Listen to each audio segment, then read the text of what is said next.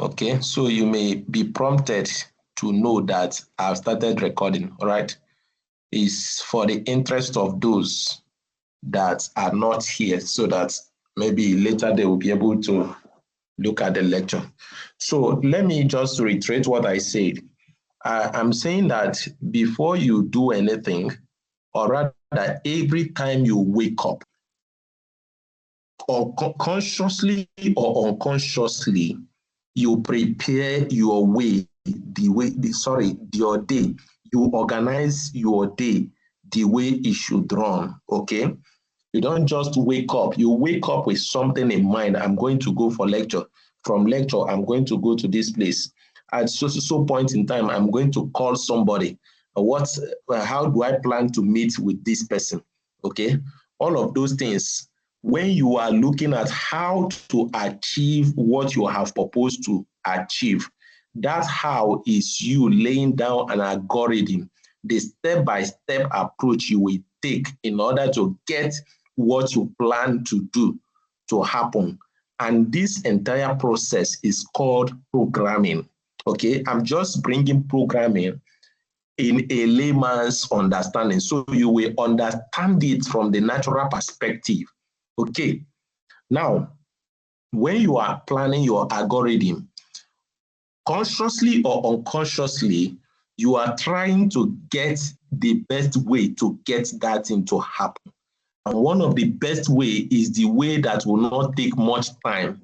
You wouldn't want to go for, let's assume that you planned going to Futo Medical Center or for an appointment to meet a doctor. You know that you would rather use a scheduling application if it were available to you to be able to schedule an appointment, because you wouldn't like to go to Futo Medical Center just to take treatment and then you will waste the whole of your day there. No. But if you have an alternative, if you can program somebody to tell you when the doctor will be available to see you, I want to believe you would rather take that route, because the time that you would go there and then start queuing up to see a doctor may be the time you would have used to run 2 or 3 lectures. Okay. So when you are thinking in a way for you to be able to optimize your time, you are actually trying to make your algorithm efficient. So one of the ways of measuring the efficiency of an algorithm is the time complexity. What time does it take to do this thing? Now, as a science student, most of you that are science students will bear with me, we understand with me that you do not have that time to waste on some certain things. And what does that suggest, or rather, what does that tell you? That you really need to optimize your time very well, because there is no time to waste. Some persons that are in chemistry, during our time in chemistry in our secondary school days, you know that chemistry is such a voluminous course that you really do not need to be whiling away your time, okay?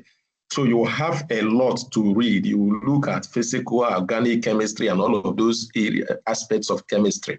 The same thing happens with agriculture.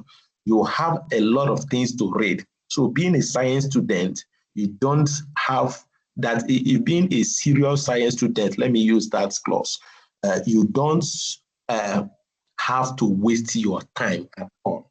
So there is need for you to program. Now, in the recent times, for you to be able to achieve whatever you want to achieve, we now have an assistance called a machine.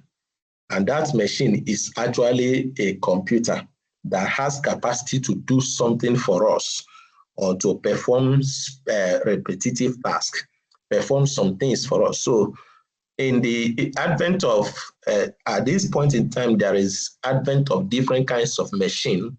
It has become important that people in different aspects of life, different disciplines, actually learns computing, so that at least some little things they can lay their hands on, they should be able to maybe automate or rather program some of those things to happen. And I think that is why the government deemed it necessary that people in physical sciences that like you guys should be able to partake in this computer programming course. So it's actually the essentials that we're going to be laying out here. And I want to, on this note, start moving the slides. I don't know if you have any other questions, but I want to believe that by the time we finish with the slides, you will, or rather the questions that may be going on in your mind may have been dealt with. Okay, so we start with the definition of computer programming. Definition, what actually is computer programming? Now, we say that number one, that it is a process. And you need to understand that it is a process.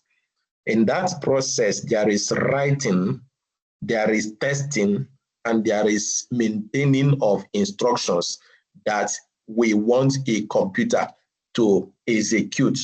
And the purpose of the computer executing that instruction is so that the computer on our behalf should be able to perform a specific task that we have programmed it to actually carry out. So in a nutshell, we say that computer programming is the process of designing, writing, testing, and maintaining instructions that a computer can execute in order to perform a specific task. So I want you to understand the keywords as they are highlighted. Now, these instructions that we are talking about are actually known as code. These instructions are written in a programming language, and this language is the language that the computer understands. Now, the programming language serves as an interface between the human being and the computer itself. So it enables the human beings, the humans, to be able to communicate with computers so as to be able to solve problems in whatever domain that we are coming from. So you know the domains that you guys are coming from. There are persons coming from geology, there are persons coming from chemistry, physics, those in astronomy, and so on and so forth. So no matter what your discipline is, there is need for you to have an understanding of computer programming so that you can become meaningful in your area of study. So there are different aspects of computer programming. Now, there is an aspect of writing and structuring your code using programming languages. And as a matter of fact, just as there are many diverse human languages, there are also several programming languages, and many of those languages are actually suited for some particular kinds of things. So depending on what you want to do, there are programming languages that have been optimized or have been actually created to be efficient in some particular kinds of domain more than the other. And there are others that can work in multiple domains.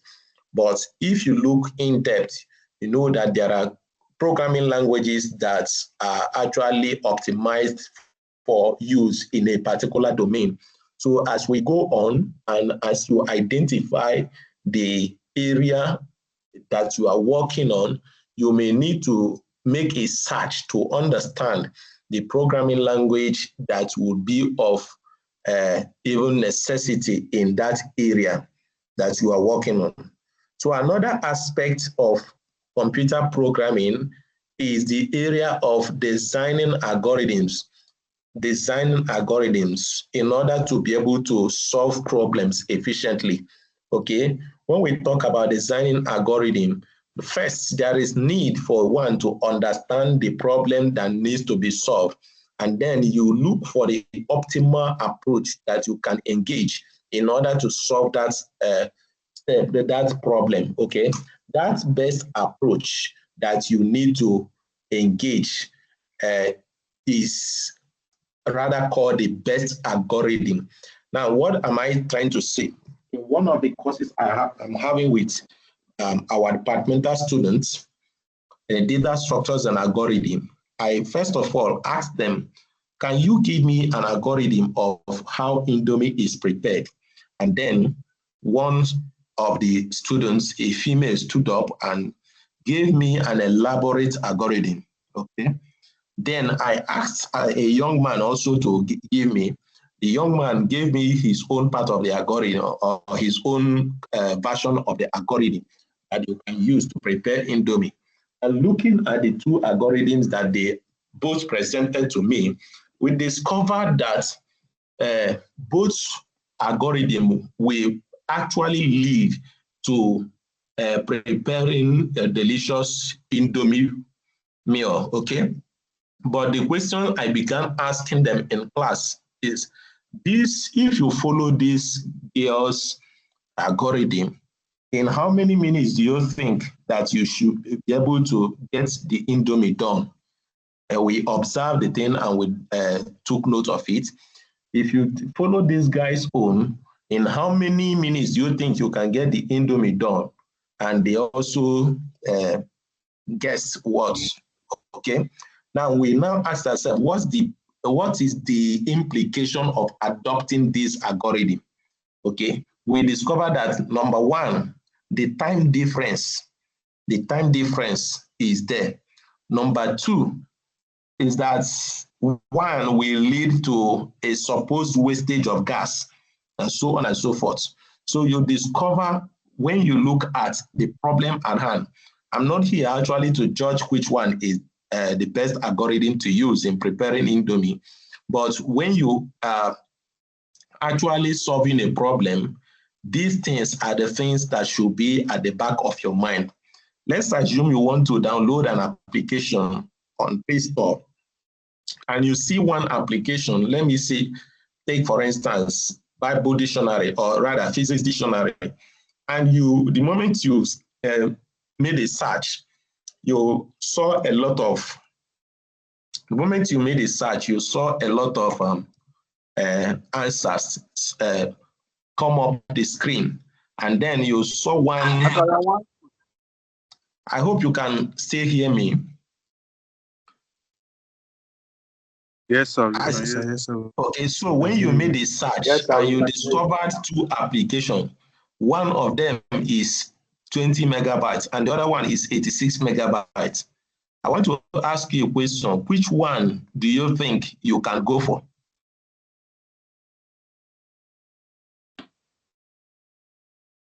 Sir, come again. We didn't get you. I said you are making a search on the internet, right? And you want to download a dictionary. And when you open your Play Store, you discovered about 3, 4, 5 dictionary applications. And there is one with, there's one that the size of the application is 20 megabytes. And then there is another one that is 100 megabytes. Which one will you choose? 20 megabytes. 100 megabytes because it has bigger large files. Huh? Yeah. 100 megabytes, sir. So how many persons are saying 100 megabytes and how many persons are saying 20? So I'll carry two of them. You will download the two of them. Yeah, I want to hear you. I want to hear your opinions. Can you raise your hand and let me hear you speak? Yes, sir. I will download two of them. Why? So I can have more space. Because you have more space.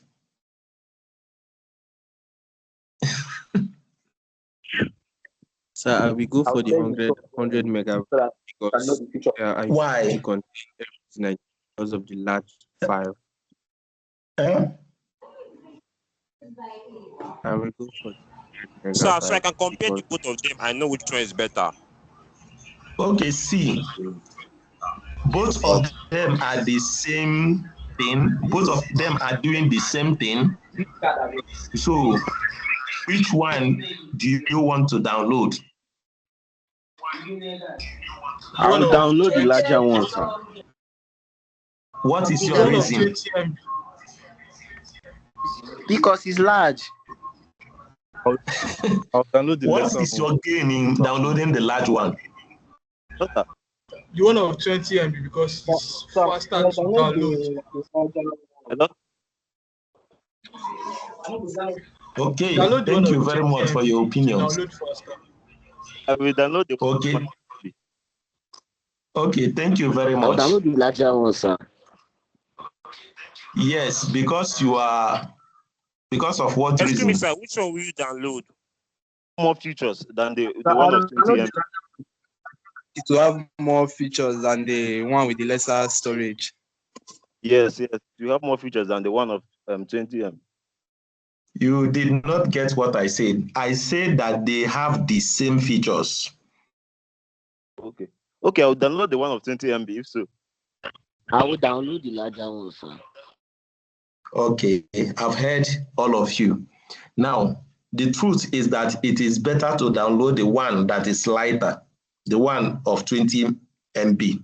The reason is that it's going to, accessing the memory is going to be fast.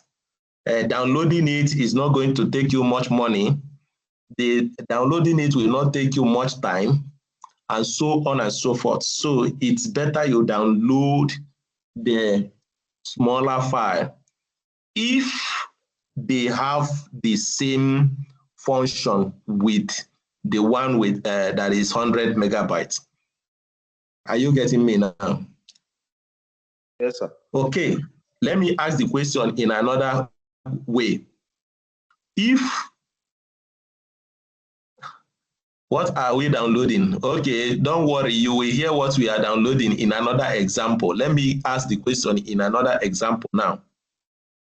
If you went to market to buy beans that you want to cook, and you discovered that there are about three species of beans that have the same taste and give the same thing in the body, and then you discover that one of the species you will have to soak it overnight, like one that I have in my house here. You will have to soak it overnight, and by the next day you will still have to cook it like 4 hours before you will start to manage to eat it. And then the other species of beans, you can actually cook it under 1 hour and it will get done. As a student that you are, which category, which type do you want to buy? The faster one. I'll buy the one of 1 hour. Why? I'll buy the one they sold overnight. That one that is cheaper is the one I would like to buy, sir. Okay. Actually, why you are going to buy the one that is cheaper? We are not saying that it's cheaper by. We are not saying that it's cheaper by the amount you buy it to.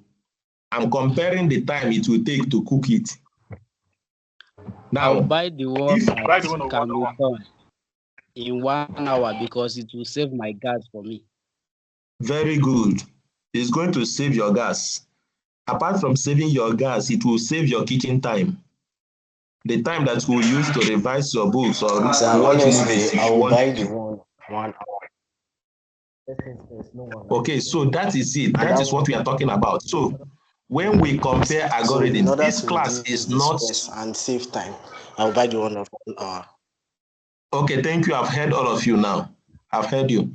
So this course is not a course on data structures and algorithm, but I'm looking at the number 2 point that I gave here. I said an aspect of computer programming is designing algorithms that will solve problems efficiently.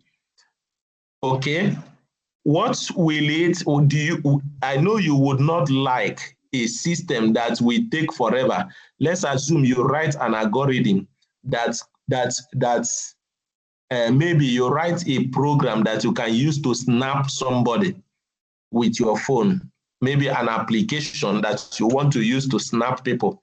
And then when you want to snap somebody and you click the button to snap, and that phone will take about 2 minutes before the camera will open and snap. I know you will abandon that phone at home.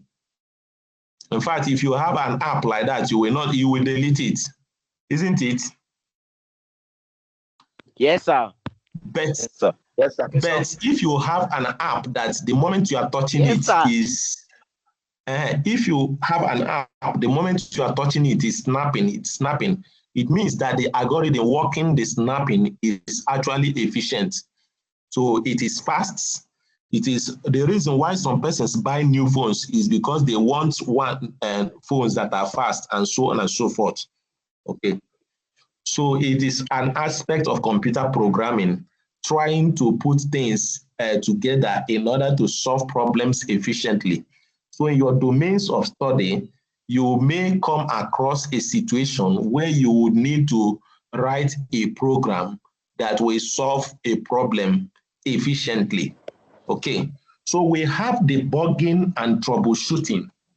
Okay, an aspect of programming involves you finding error, and the problem of looking for errors and solving the errors is actually debugging and troubleshooting.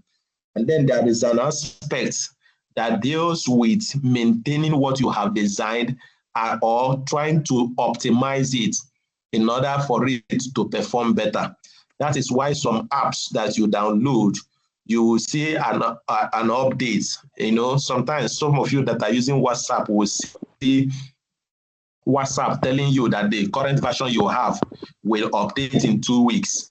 It is because there is something that they have done behind the scene to improve on that application.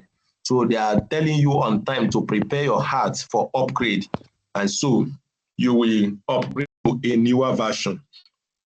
Okay, so the role of programming in problem solving involves automating repetitive tasks. In other words, what you do continuously, if you know that there is something you do continuously, instead of performing that thing as a human being, you can write a program that will be doing that thing for you so that you can rest. Okay. Now, some persons in the area of statistics, it is not easy for you to glance through a very large data set. Okay. It is maybe if you collect samples, maybe you just shared questionnaire to photo students and they returned about maybe 500 responses. It is easier for you to go through the 500 responses. Now, what if you are dealing with a data set of about 500,000 images? How are you going to be able to calculate the mean of those 500, let's assume 500,000 scores, and then you are needing to calculate the mean of those 500,000 scores. I don't know how you are going to do that using your calculator, okay? So it becomes a thing that you may write a program to automate that task. And then if you are performing analysis based on that data, you know that it is easier for the computer to run through that data and give you answer than for you to start going through it one after the other. Let me take another example. If you are using ChatGPT, you will discover that you can, for instance, upload a lecture note of about 10 pages, and you will tell ChatGPT to summarize that lecture note for you. The ChatGPT can summarize that lecture note for you in less than 1 minute. But I want to bet that in 1 minute, you have not come out of the first page with understanding. I hope I'm clear about that. Clear, sir. Okay. Yes, sir. So programming helps you to analyze and process large data sets as seen in AI and machine learning applications. It helps you to create user-friendly mobile applications. That one of them is the one that you are using to take this class now. You are either having Teams on your phone or whatever, you downloaded it or whatever. Okay, so programming helps helps us in enhancing efficiency and the accuracy of system operations. Example is in the financial system and the medical diagnostics tools. It helps us to improve communication and connectivity. As you saw in WhatsApp, you were able to connect to this meeting. You were able to be notified about this class using WhatsApp, and some of the things you do in TikTok and Facebook and the likes. Okay, those are the roles of programming. In your domain of study, in your discipline of study, you can begin to think the things you will be able to solve using programming. And that is the best way to start learning. To begin to program yourself, begin to say, can't this thing be done? Can't we have computer do this thing for us? Can't we have computer do this thing for us? For instance, for those of you in chemistry, you may discover that it is not easy, or rather, it is not easy. Let me use the word easy. It is not easy for you to handle some corrosive or whatever chemicals. Now, there are places that you may want to work, and you will discover that the emissions in that environment may be harmful to the body. Now, you need to begin to think, what if we deploy robots to be able to go in depth? For those of you in physics, maybe some persons working in nuclear reactors, you know that working in nuclear reactor is not a joke. Now, how is it going to be possible, or rather, is it going to be possible for us to deploy robots inside the nuclear reactors in order to have some things done for us on its own? If it is possible, how are we going to program the robots? How are we going to make the robots to be able to adapt to that stuff? How are we going to be able to do that? And that should be part of the question that you need to begin to ask yourself, even as we are introducing this course. The reason I'm saying this is that you will not finish taking this course without finding a place to apply it in your domain, or rather in your discipline, in your field of study, right? So it helps us to improve communication and connectivity. That's the last thing we said. Importance of learning programming.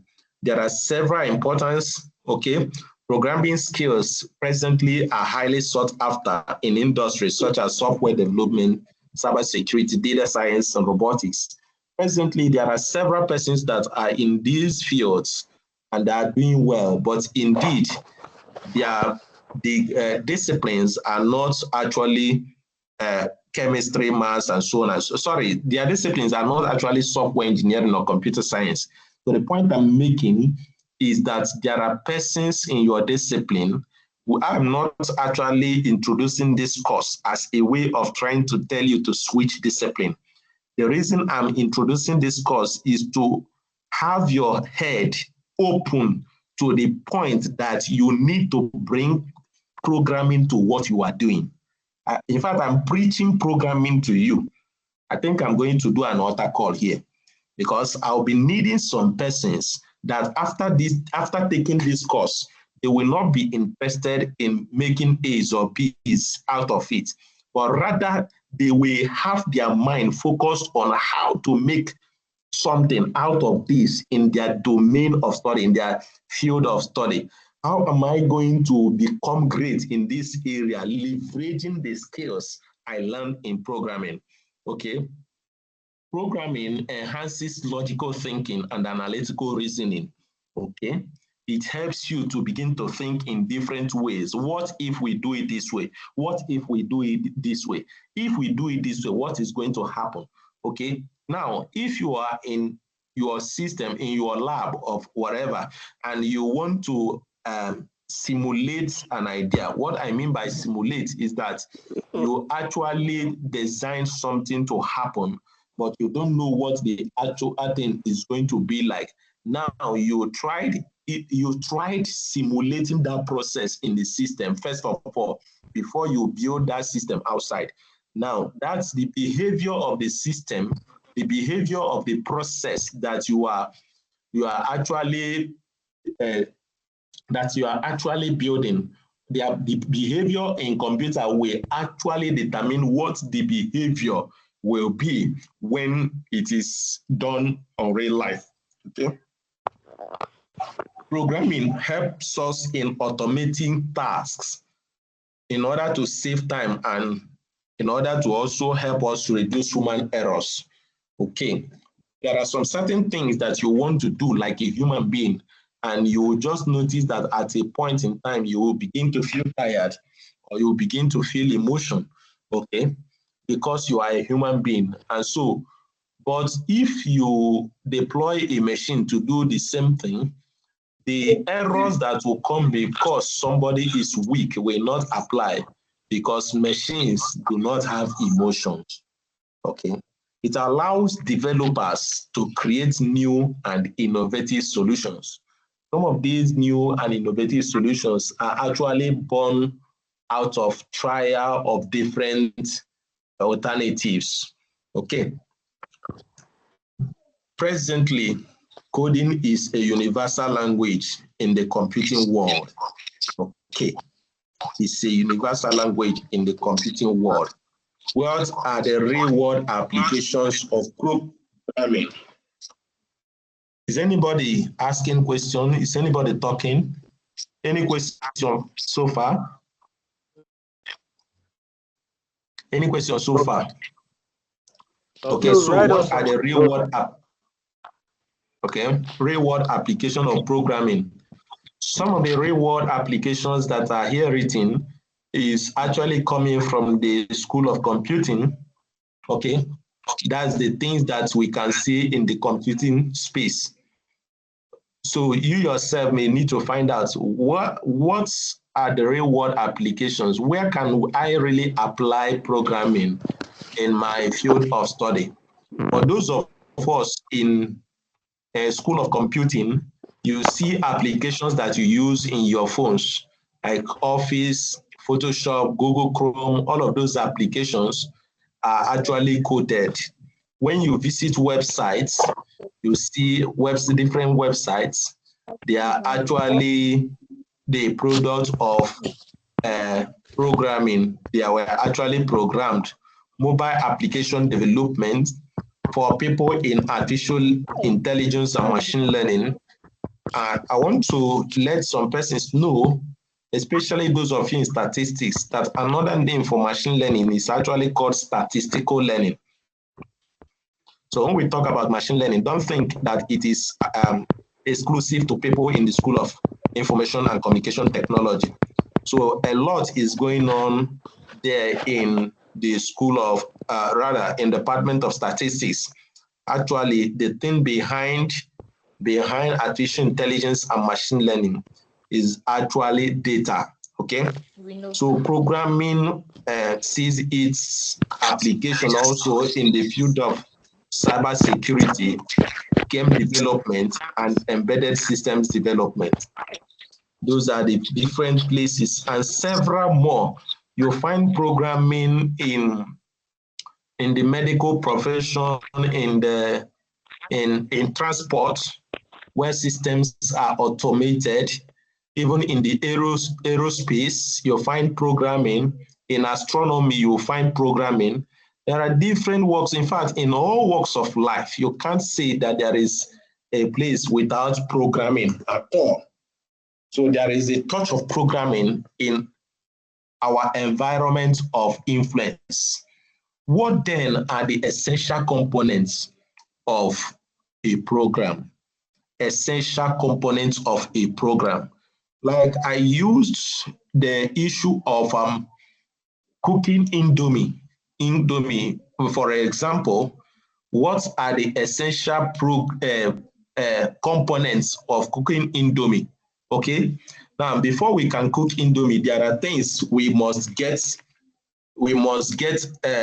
prepare and make available. Number one is the Indomie itself. All right. Then we have our gas. I mean the gas itself with the liquid inside. I mean the cylinder and the liquid. You have it there. Then you have your seasoning. You have water and all of those things. Now, looking at these things that I just mentioned, you discover that they are of different types. Now, the first thing is that they are things that are tangible, but they are of different types. Now, if they are things that are tangible, it means that we can refer to them as data, all right? So whatever data you are dealing with, whatever thing you are dealing with in programming is data. Now, that data may be of different types, and that is why we have data types. Okay, are we together? Now, some of those data do not change, while some change. If one data changes, it means that it varies. Are we together? Now, if it is a data that varies, we call it variables. And these variables are actually containers that can be used to store data that can vary. All right? And the data that the variable stores must have a type. Okay. Now, common types that we use in variables are integers. You have the floating point numbers. You have the strings. You have the booleans. You have the different types. You have the booleans. You have the float. You have integer. You have so on and so forth. There are different types of different data types that we have. Are we together? Okay, so that's number one. We have variables and we have data types. That's number one. Number two is that we have operators. Okay, now, how do we talk about operators? Operators are actually used to perform different operations on variables and values. Are we together? So if you say after 10 minutes, add Maggi, after 15 minutes, add oil, you are actually using an addition operator, okay? An addition operator in your program of cooking. You may want to say when the water starts boiling, remove, withdraw fire. You are using subtraction. Are we together? You are using subtraction. So the point I'm trying to make is that there may be times in your program where you will add two things together in order to get the thing done. And there are times that you want to multiply this thing. You want to do a miracle in this program so that you will multiply the quantity of things. So there is the multiplication operator.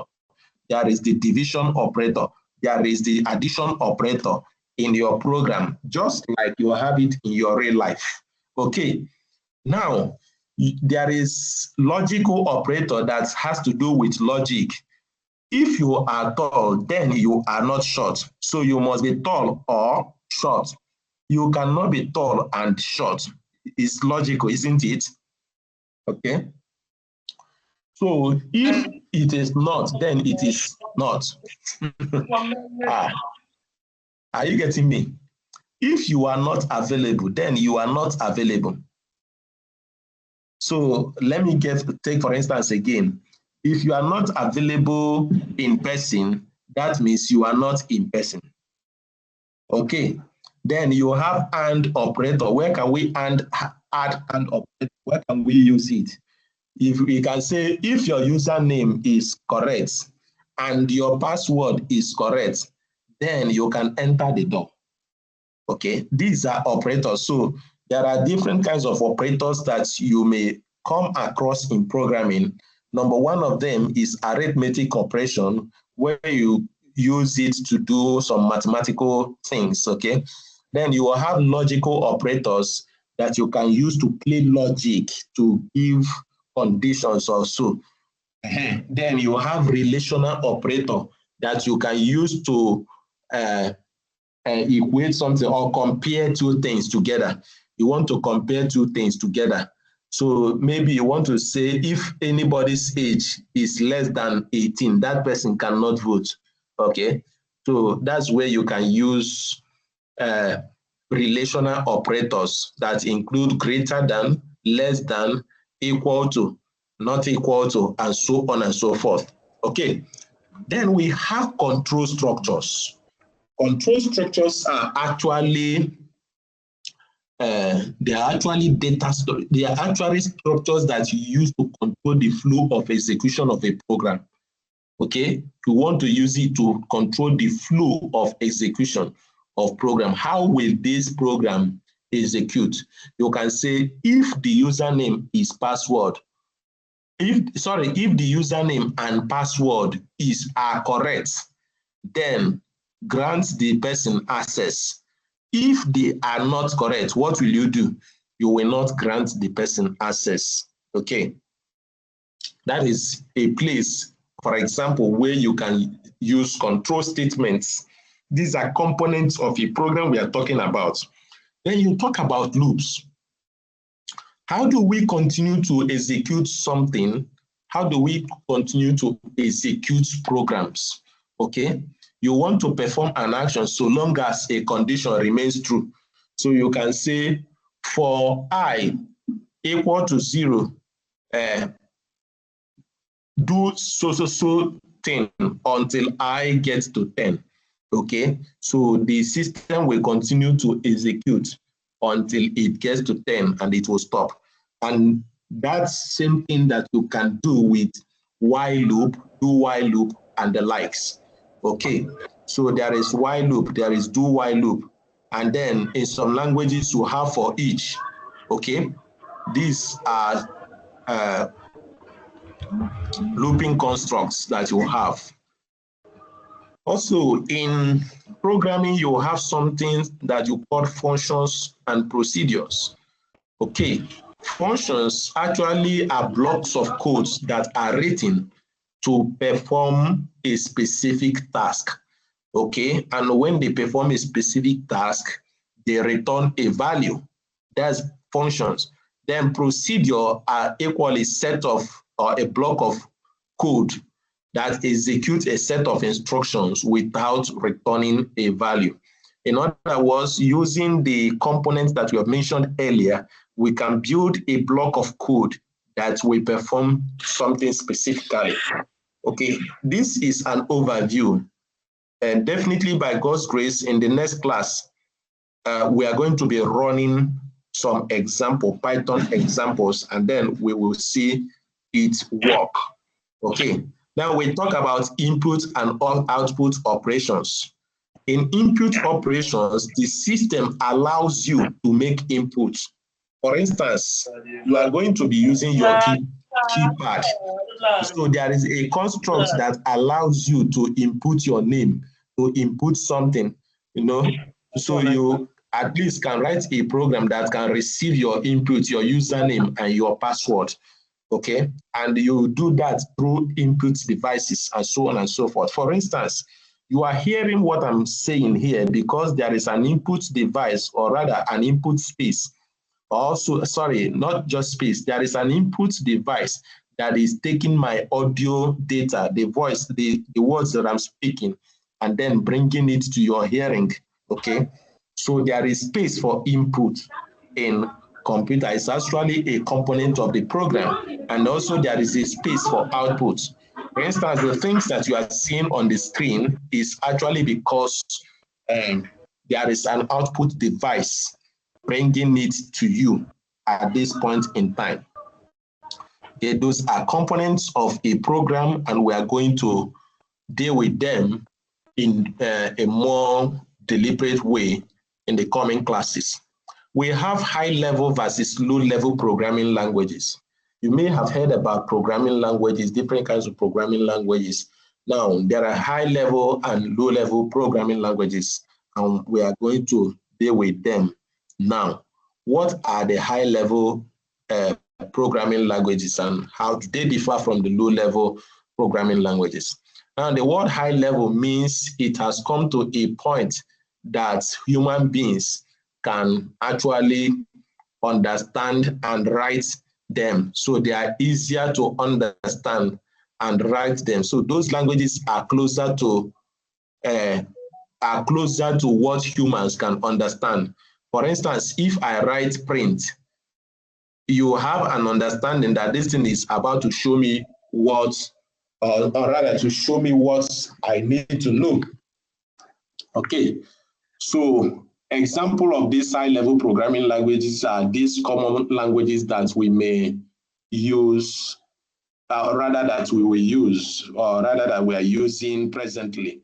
You have Python, you have Java, C++, JavaScript, C#, and so on and so forth. These are languages that are closer to human beings, closer to understanding by humans, okay? Some of them require a compiler, and some of them require an interpreter, okay? So some of them are, some of them that require compilers. Please listen to me now. Some of them that require compilers to bring machine to be able to run them are called compiled languages, okay? While some of them that do not require compiler for the computers to run them are called interpreted languages or scripting languages.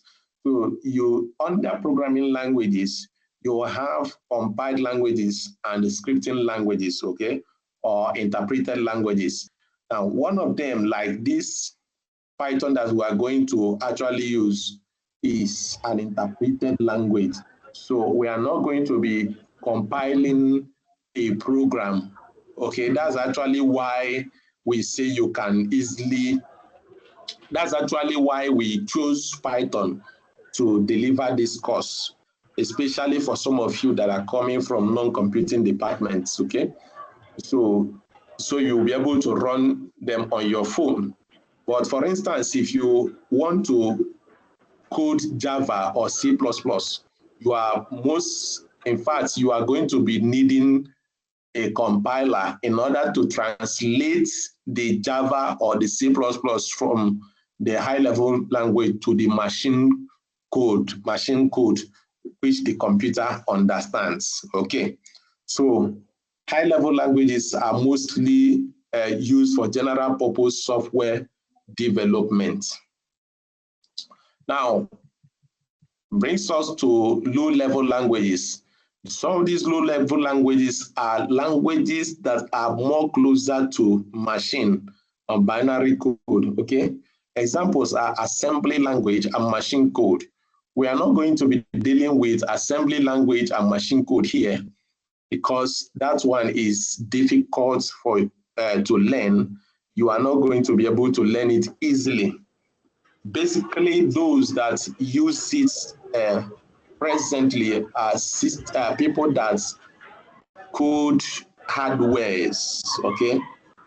Code hardware in order to make it run, okay, fast, okay?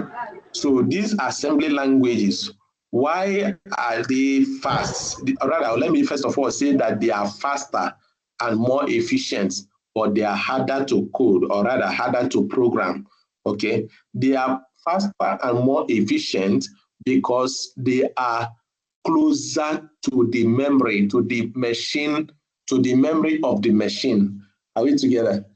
For instance, this thing can run, oh, sorry, let me not go that far because you have not done a course called computer architecture. Let's keep it at the point that they are faster and more efficient, but they are actually harder to program. Now, they are used in system programming and embedded systems, okay? They are basically used in coding hardware systems, okay? Then we talk about fundamental concepts, fundamental programming concepts.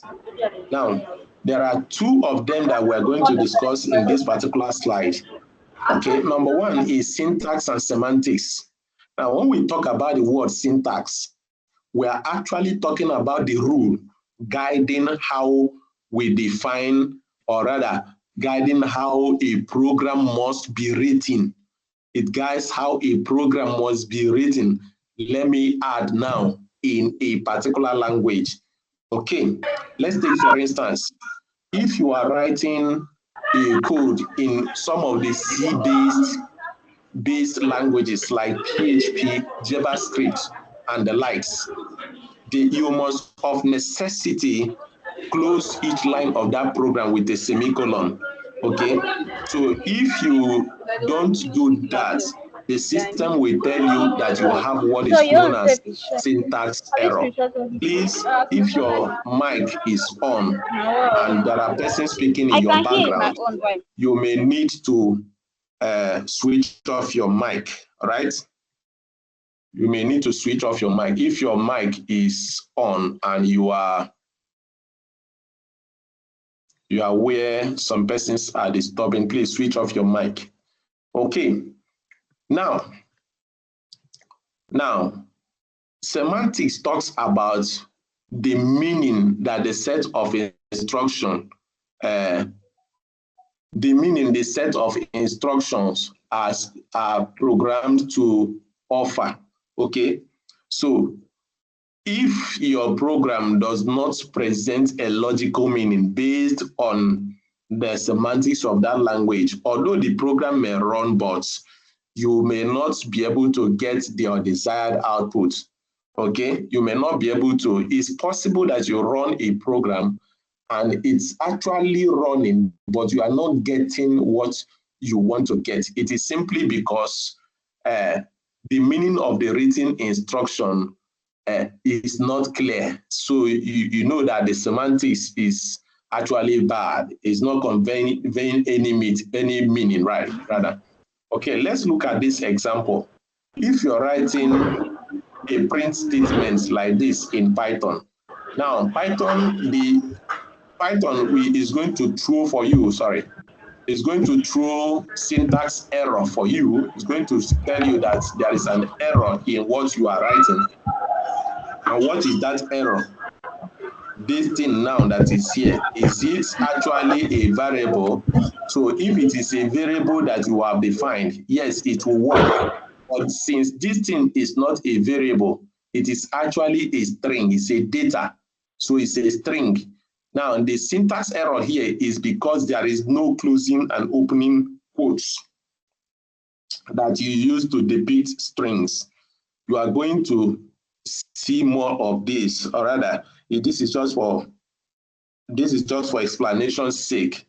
Maybe when we want to write a code, you will understand what I'm saying. Okay, so one of the concepts is syntax and semantics. You usually have syntax error when your syntax is not properly following the predefined order according to the language of use. Okay. Now, another concept is debugging, and I've mentioned this. Now, debugging is the process of finding and fixing errors that may be occurring in our program, right? And what are those kinds of errors that we may encounter? What are those kind of errors that we may encounter? We can encounter syntax errors, we can encounter runtime errors, we can encounter logical errors. Okay, so presently, for somebody that is asking, is this class meant for software engineering only? No, this class is actually meant for people in School of Sciences, although software engineering is offering this course. Okay, so we have syntax error, which violates programming rules. We have runtime errors, which are errors due to execution. For instance, when you perform an operation that is not supposed to be performed, you are going to get an error. Then you will have logical errors, like incorrect program logic, producing wrong results. Okay, now we look at history and evolution of programming languages.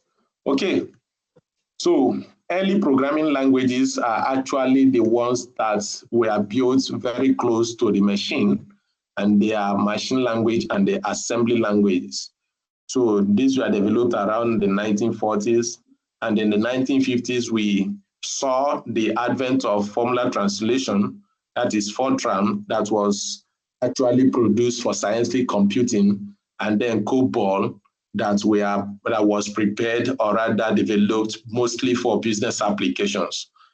In modern programming languages, we have languages like C, and out of C, many languages have evolved today.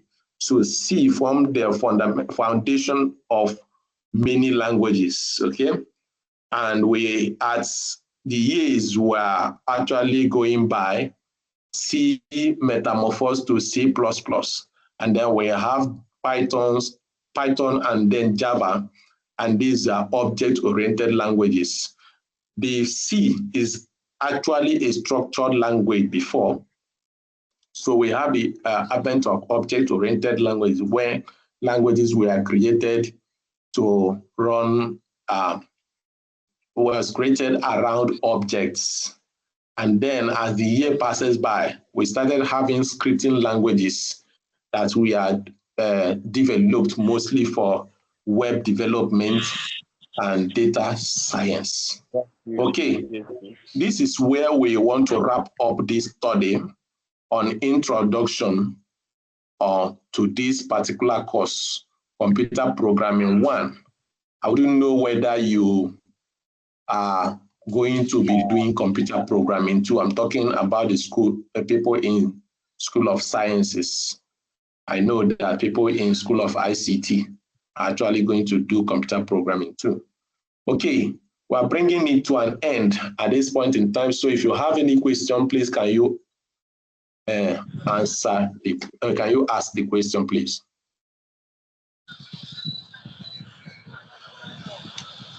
Questions? Okay. Do we? No question. Okay, no question. Okay. Okay, for all of you, I want you to, anybody raising hand?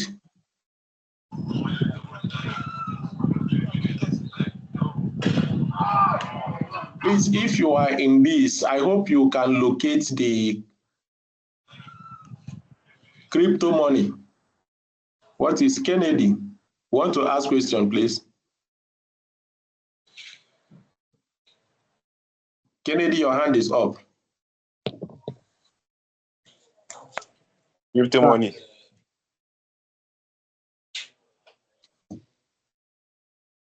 Sir, can you go through the slides again?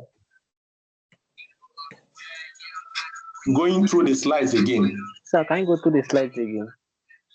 Is it that you want to see the slides, or that Yes, whether I should start talking about the slides again?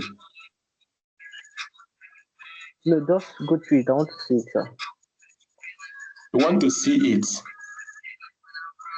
Okay, Yes, I'm sir. moving it now.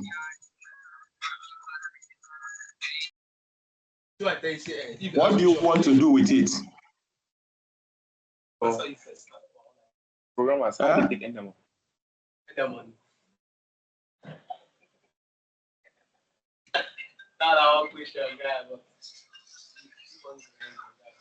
What do you want to do with the slides? I want to know. Let me know what I'm doing.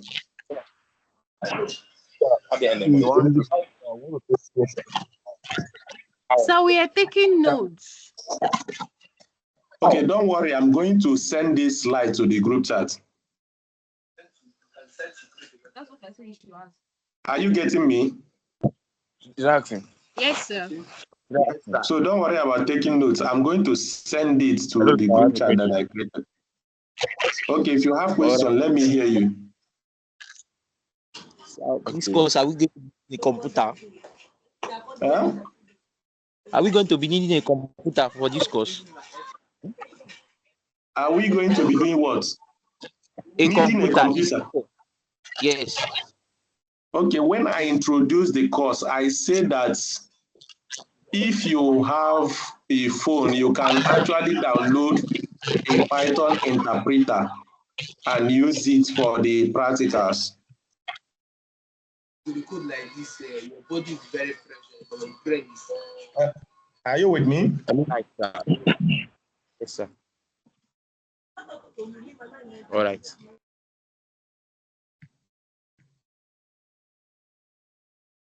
Please, I'm coming.